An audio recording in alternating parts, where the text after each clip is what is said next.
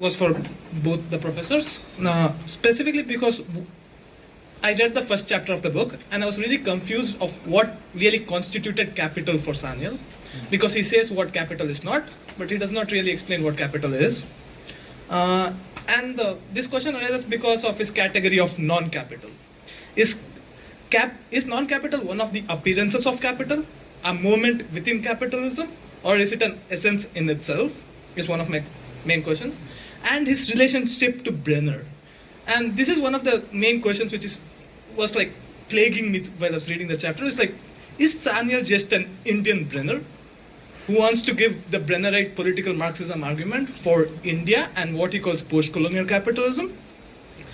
And on the question of non-capital, I wanted to further extend it to say, like, doesn't Marx deal with this in the Grundrisse when he's talking about subsumption? Like, how can we situate this in the discussion of real and formal subsumption? Is non-capital formally subsumed or not?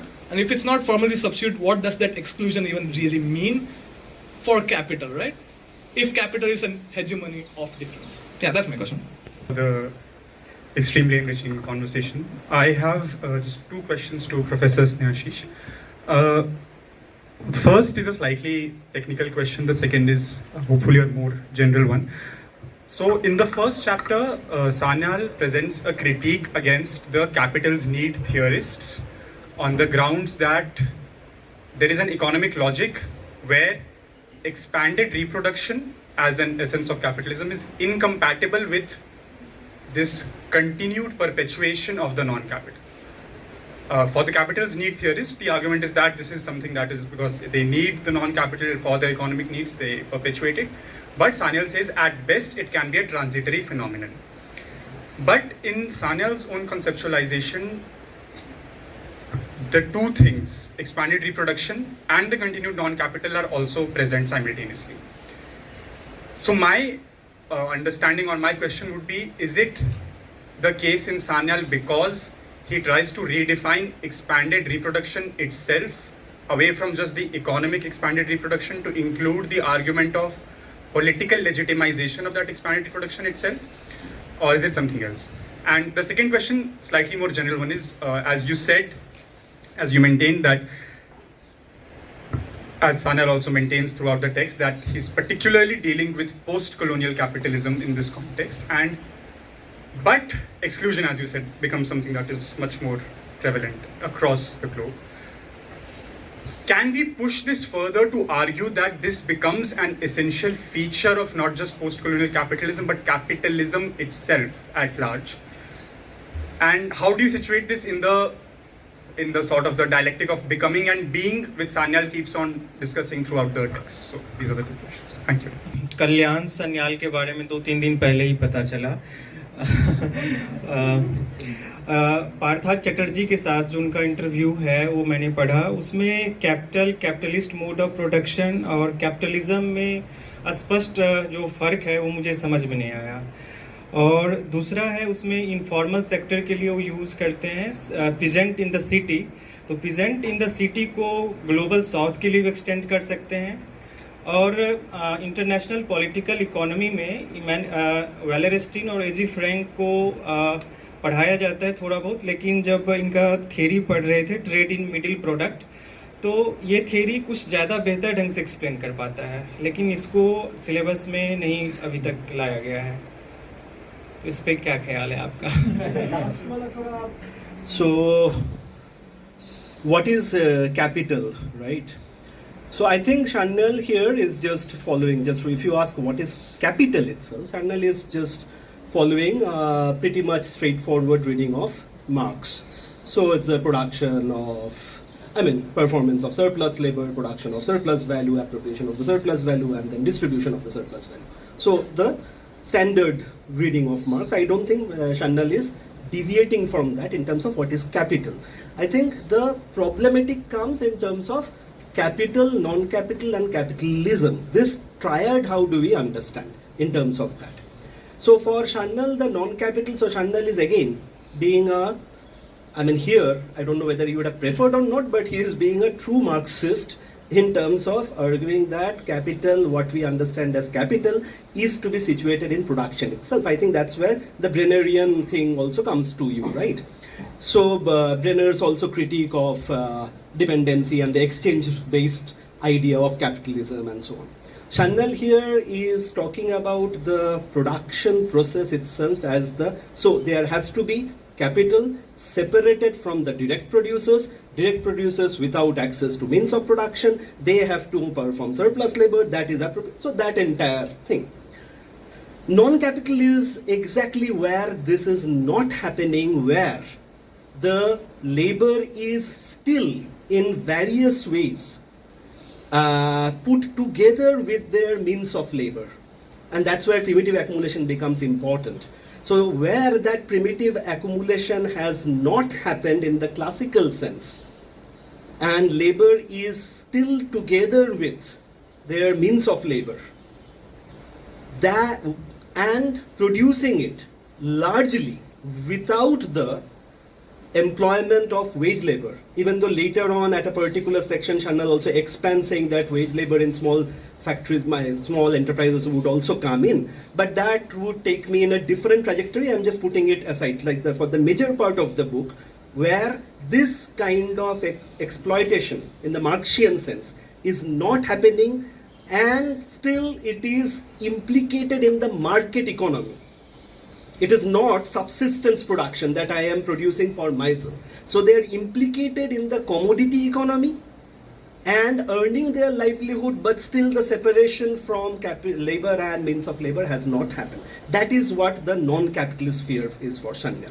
The point that is where his departure is coming, then how do we think of this as capitalism as such?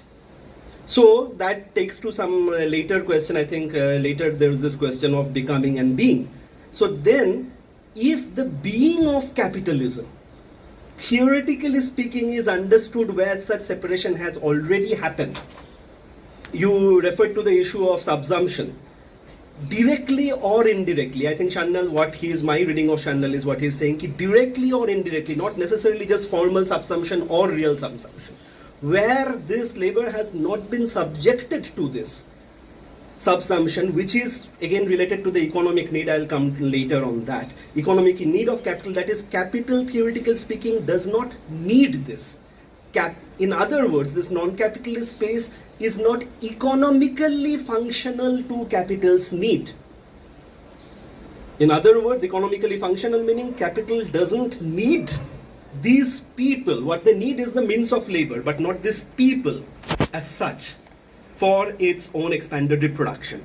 That is the non-capital, and capitalism for Chanel then comes where in such a case, and that's where the idea of post-colonial capitalism becomes specific for Chanel, even though I was trying to go beyond that. But for Chanel, post-colonial capitalism is that problematic where capital has to deal with this, but at the same time find ways to maintain its hegemony such that all these various activities might actually end up benefiting it in many ways. But also, it's a contradictory relation, also might not be. That's why primitive accumulation happens, and then there is a reversal of the effect of primitive accumulation, and then it keeps on happening. In that sense, I'll come to the becoming being part of it. So, Chanel, in that sense, it depends on how you read Brenner. In a particular sense, one can argue that it is Brennerism that he goes back to the production sector, away from the emphasis of the Neo-Gramscian on the political. So the Neo-Gramscian separation between the sovereign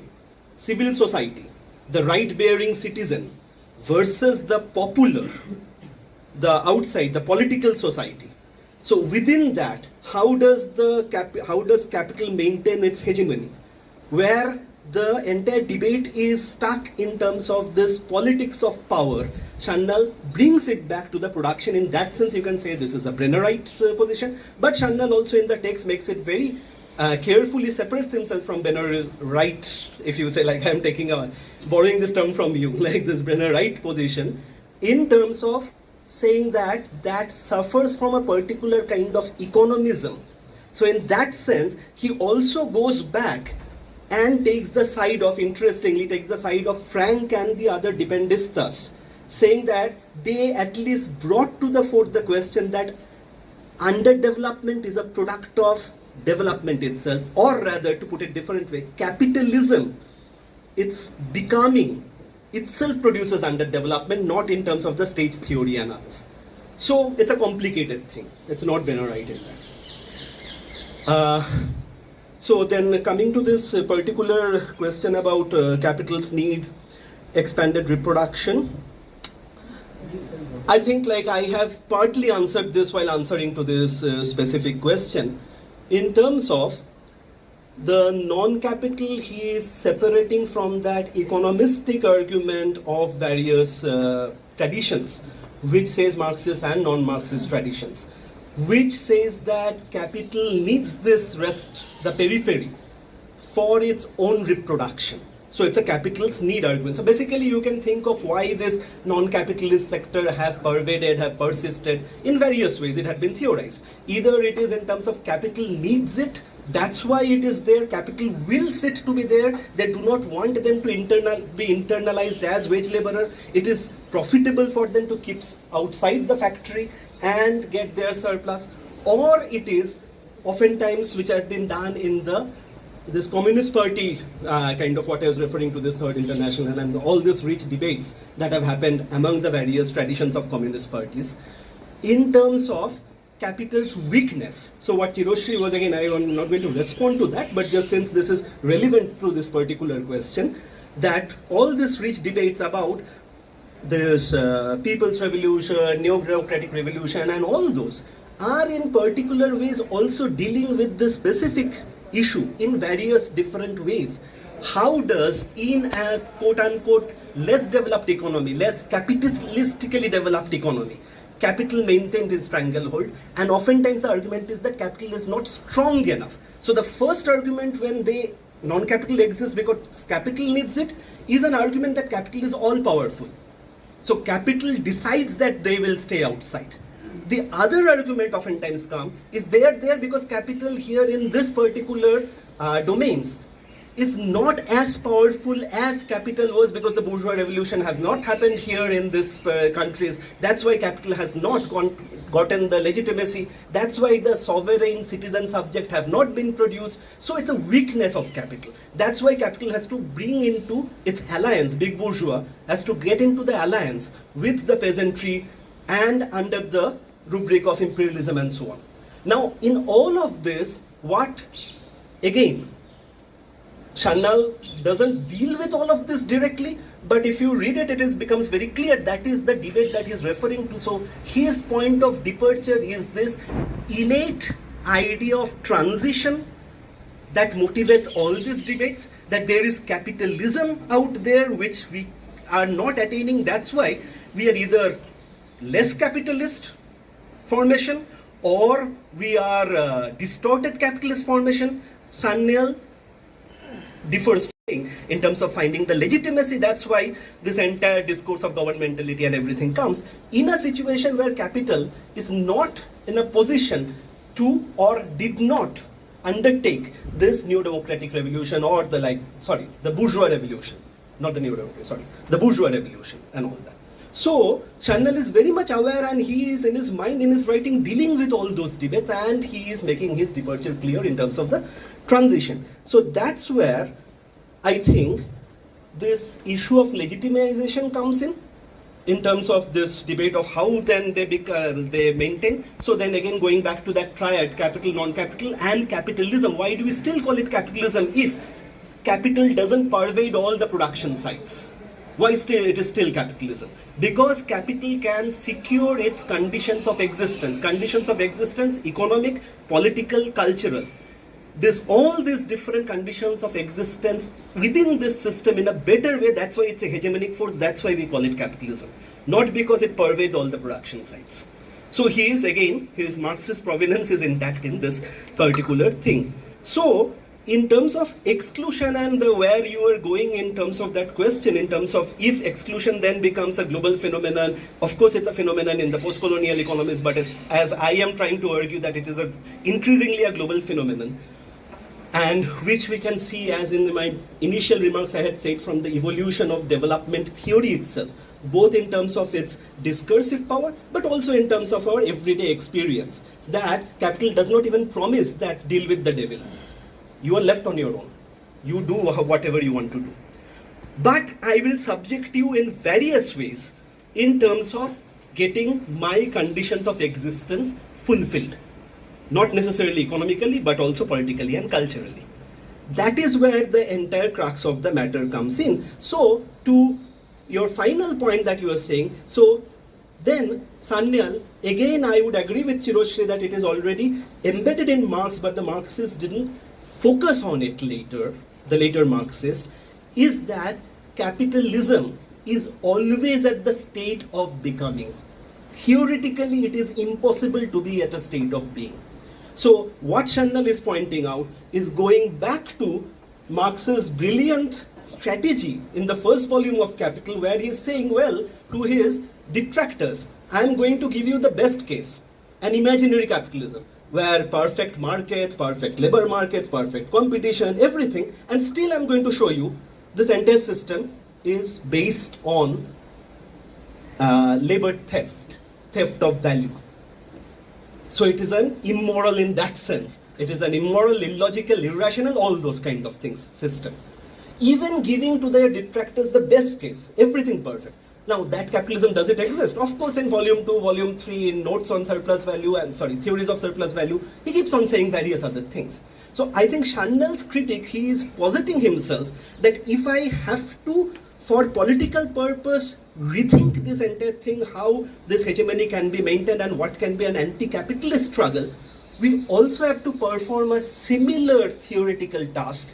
And even though I don't think Sanyal thought about it, when I read it, I always think this Leninist dictum that for your revolution or for your political task, you need a proper theory. So without proper theory, it doesn't get accomplished. So that praxis has to be brought in. Finally, in terms of I think I have already answered the जो question आपने पूछा था. मेरा हिंदी बहुत खराब है, so माफ कर दीजिए. वो जो टिपिकल बंगाली का जो प्रॉब्लम होता है, सो माफ कर दीजिए. तो ये जो आप जो बोल रहे थे कि पेजेंट इन द सिटी, वो जो सन्याल जो बोल रहे, वहाँ पे वो बोल रहे हैं एक तरफ वो मैगी का जो फॉर्मुलेशन था कि ये जो इनफॉर्मल इकोनॉमी जो हम कहते हैं, वो यहाँ पे एज इफ ये लेबर जैसा नहीं आता है, पर वो जो पेजेंट जो सबसिस्टेंस प्रोडक्शन वाला पेजेंट थे गांव में, वही यहाँ के यहाँ पे रिप्रोड्यूस कर रहा है. तो ये क्या हो रहा है? वो मैगी का वही क्वेश्चन था. सन्याल इज सेइंग दैट यहाँ पे बहुत सच है, ये एक नई तरह से ये दिखने में हेल्प करता है इसको. पर जो वो बोल रहे हैं कि ये लोग वैसा पेजेंट भी नहीं है, क्योंकि वो जो पेजेंट्स जो थे, जो सबसिस्टेंस फार्मर्स जो थे, वो लोग कमोडिटी इकोनॉमी में, मार्केट इकोनॉमी में नहीं था. वो अपना जो खुद जो सामान जो वो खाते हैं, जो यूज़ करते हैं, वो खुद बना लेते हैं. यहाँ पे जो लोग आ रहे हैं वो मार्केट के ऊपर डिपेंडेंट है. उसका मतलब यह होता है कि वो कुछ चीज़ बनाते हैं, पर वो उसको मार्केट में सेल करना पड़ेगा, उससे जो मनी आएगा उस मनी से वो खुद का सामान खरीद सकते हैं. तो यहाँ पे जो हो रहा है कि CMC जो मार्क्स में जैसा है, उसका जो कमोडिटी जो इसमें भी है, जो कैपिटलिस्ट ऑर्गेनाइजेशन में भी लेबर का सर्किट क्या होता है, CMC वो लेबर पावर बेचते हैं, मनी लेते हैं और फिर कमोडिटी लेते हैं. एक ही चीज यहाँ पे हो रहा है, पर कैपिटल के अंदर में नहीं, बाहर में. तो in that sense it is also not present in the city. ये और आपका जो अंतिम जो सवाल था, ये जो ट्रेड इन मिडिल प्रोडक्ट है जैसा, वो सन्याल का पुराने एक काम के, वो जो उनका PhD का काम के ऊपर है. जो PhD का काम वो international new classical international trade theory के ऊपर था. सन्याल का अगर आप वो PhD का पहला काम देखिए, छोटा मोटा जो राइटिंग जो वो किया था, इमीडिएटली PhD का बाद को जो काम कीजिए, उसके साथ इनका कुछ लेना देना नहीं है. और एक दिन हम बात कर रहे हैं किसी से, तो फिर क्यों किया वो न्यू क्लासिकल थ्योरी में, वो एक अलग किस्सा है. पर ये जो काम आप जो रेफर कर रहे हैं मिडिल प्रोडक्ट, ये वाइडली साइटेड है. कोई लोग ये भी बोलता है कि क्रूगमैन का जो डिपर्चर है, ये जो ट्रेड थ्योरी में, न्यू क्लासिकल ट्रेड थ्योरी में, वो सान्याल का जो ये जो ट्रेड इन मिडिल प्रोडक्ट है, उससे ही वो आइडिया आता है। अगर आप ठीक से पढ़े वो जो काम जो आप बोल रहे हैं, उससे ही क्रूगमैन वगैरह का जो नया डिपर्चर आ रहा है, वो आइडिया वहाँ पे कुछ थे। ऐसा नहीं है कि सान्याल ने बोल दिया था, ऐसा नहीं है, पर कुछ आइडियाज वहाँ पे थे। तो ये बहुत इंपॉर्टेंट है। हाँ, यही है, पर पढ़ाया नहीं जाता है वो तो मुझे पता नहीं है sir. Much I need to really say after his very detailed exposition and answers to all the questions. I agree with you जो आपने कहा कि पढ़ाया नहीं जाता है, but not particularly this. But I agree with you कि जैसे ये जो कहा जाता है कि knowledge borrowed है, वेस्ट का जो मेटा नैरेटिव्स है वही हम पढ़ते हैं वगैरह, पढ़ा के फिर हमको जो पढ़ाया जाता है वो उसी का रेप्लिकेशन है। तो जैसे कि इंडियन मार्क्सिस्ट AR देसाई, पता नहीं आप लोग कितने लोग उनका नाम सुने होंगे, या फिर अमियो बागची का एक ही किताब पढ़ाया जाता है, उसी को ट्रैश किया जाता है, political economy of development and political economy of under development. पर उनकी किताब है पेरिलियस पैसेजेस, नहीं पढ़ाया जाता है, कोई नहीं पढ़ाता है।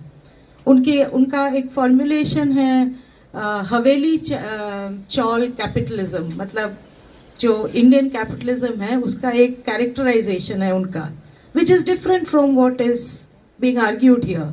So there are various other ways in which capitalism in India has been thought of. This is not the only one. Huh? Keep it in English because there's not Okay. No, I just wanted to. So there are these so the thing is to read capitalism in history. Irfan Habib's extremely scathing critique of Marx on the Asiatic mode of production, totally destroying Marx's formulation, नहीं पढ़ाया जाता है। हाँ, तो ये सच है कि जितना भी हम बोले कि we need to this thing of about the entire thing about Orientalism, etc. After doing all that, it is still the same way in which, and that is why that question I think of imperialism that I asked is important, though it wasn't really part of the discussion, that how does the idea of post-colonial capitalism has really, and I would request all of you to read, John Bellamy Foster has just written an article called The Denial of Imperialism on the left. And the other book which has just come out a few months ago, which I would suggest all of you read, and then you will realize a large part of this critique of orthodox Marxism, where is it coming from, is a book called Western Marxism by Dominic Lassuto. If this, it's